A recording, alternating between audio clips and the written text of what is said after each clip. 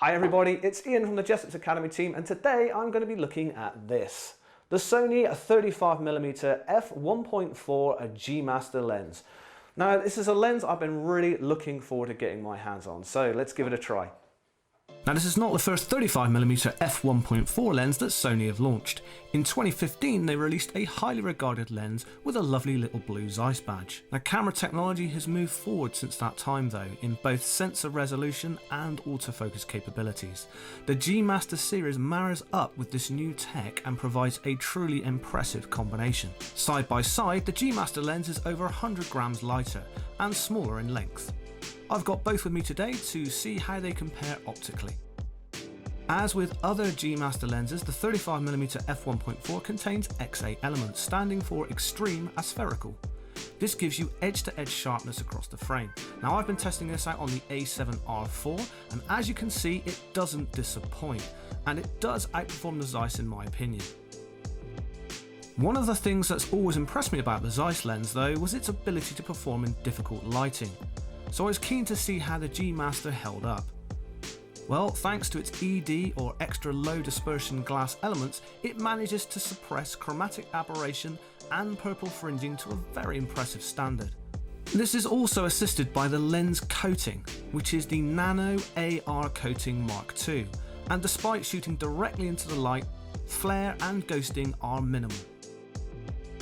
Now, of course, the real reason people buy a lens like this is the really wide open aperture capability, 1.4 giving you extraordinarily shallow depth of field options and silky smooth bokeh. I could see a clear quality difference here between the Zeiss and the G Master lens. The G Master lens has a 11 blade circular aperture mechanism and XA elements, and it produced beautiful smooth circular bokeh without any onion ringing that I could detect. This G Master lens has excellent minimal focus distance of 27cm and 25cm when you switch to manual, which can be done from the lens barrel thanks to its dedicated switch.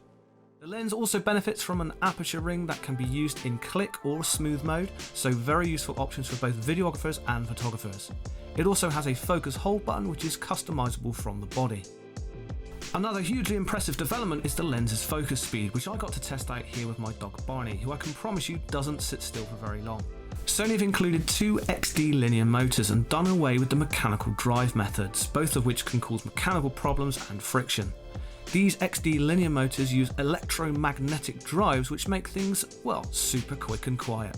Combined with animal IF and you have a winning combination.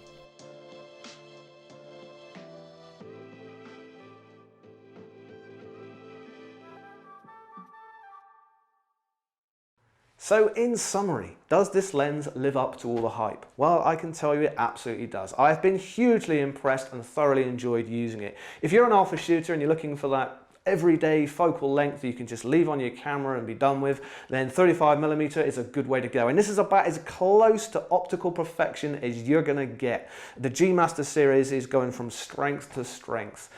This lens should be coming through in stock by the end of March. It's a good idea to get a pre-order in because it will quite rightly be very sought after. Hope you've enjoyed this review. If you have, give us a like and don't forget to subscribe to our channel. And thanks for watching. We'll see you again soon.